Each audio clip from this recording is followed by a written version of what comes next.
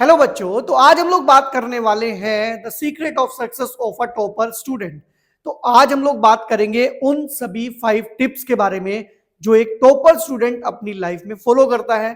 और ये वही 5 टिप्स है बच्चों जो अगर एक एवरेज स्टूडेंट जो है अपनी लाइफ में फॉलो करता है तो वो भी टॉपर बन सकता है और बोर्ड एग्जाम में अच्छे मार्क्स ला सकता है। तो स्टूडेंट, आज मैं इन टिप्स के बारे में आपको बताऊंगा और साथ ही मैं आपको बताऊंगा कि ये टिप्स आपको कैसे फॉलो करनी है।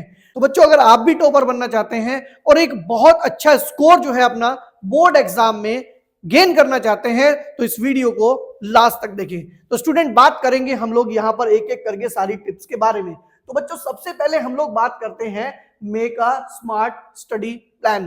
तो बच्चों, सबसे बड़ी प्रॉब्लम जो होती है बच्चों के साथ वो यही होती है, वो बिना किसी प्लानिंग के अपना स्टडी करना स्टार्ट कर देते हैं। कोई प्लानिंग नहीं होती, कोई टाइमिंग नहीं होती।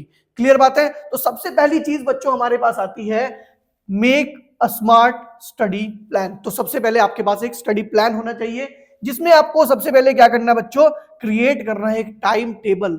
टाइम टेबल क्रिएट करना है। टाइम टेबल में आपको क्या करना है बच्चों, 2 बातों का ध्यान रखना है। एक, जो आप सिलेबस कवर करेंगे उसकी टाइमिंग्स।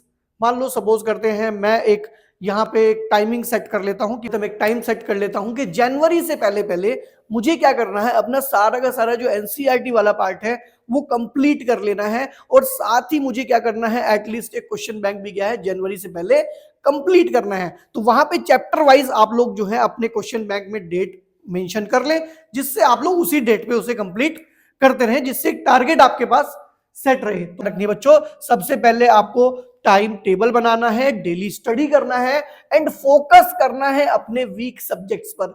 जो आपको लगता है कि मैं इस सब्जेक्ट में मार्क्स गेन नहीं कर पा रहा हूं ट्यूशंस में या स्कूल में, तो आपको उनको थोड़ा ज्यादा फोकस करना है। क्लियर बात है? तो ये हमारा हो गया बच्चों टिप्स नंबर 1। अभी चलते हैं हम लोग टिप्स नंबर 2 पर, understanding the concept, don't memorise. आपको क्या करना है, कॉन्सेप्ट को अंडरस्टैंड करना, मतलब कॉन्सेप्ट को समझना है, उसे रटना नहीं है।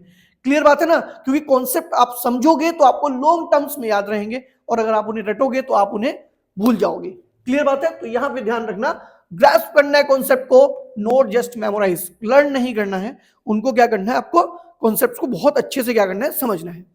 तो ये हो गया हमारा टिप्स नंबर 2 जो कि टॉपर जो होते हैं अपनी स्टडी में फॉलो करते हैं। नेक्स्ट वन चलते हैं बच्चों, प्रैक्टिस प्रीवियस ईयर्स पेपर।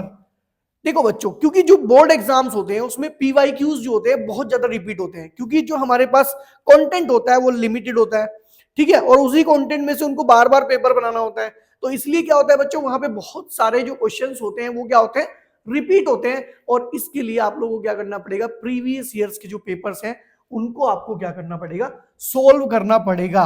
और यहाँ पे एक बात और ध्यान रखना बच्चों, अपने पैटर्न के अकॉर्डिंग अपना सिलेबस को देखना है, उसी के अकॉर्डिंग आपको क्वेश्चंस जो है सोल्व करने हैं और यहाँ पे एक टाइम मैनेजमेंट भी बना के रखना है। नेक्स्ट हम बात करते हैं बच्चों, ये हमारी हो गई थी टिप्स नंबर 3। अब चलते हैं tips number 4, that is revise regularly, make short note and revive often. देखो बच्चों, यहाँ पे क्या होता है कि जब हम किसी चीज को बार बार रिवाइज करते हैं तो वो हमारे माइंड में सेट हो जाता है, जिससे हमें एग्जाम टाइम में उसे ज्यादा रीड करने की भी नीड नहीं पड़ती। फॉर एग्जाम्पल, मान लो सपोज करते हैं आपके पास कोई बच्चा रहता है आपकी कॉलोनी में, तो आप उसे रोज देखते हैं, रोज उससे बात करते हैं, तो आपको क्या होता है, उसके नेम जो है रट जाते हैं। ठीक है ना? जैसे कोई टीचर है, टीचर के क्लास में मान लो सपोज करते हैं 30 स्टूडेंट है, तो वो 30 से रोज इंटरेक्ट करता है, तो वो एक तरह से क्या होता है, रिवाइज होता है डेली।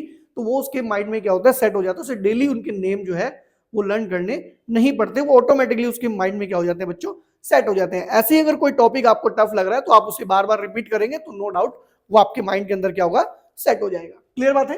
तो लास्ट वन बात करते हैं बच्चों, that is stay healthy and calm, sleep well, eat healthy and take breaks.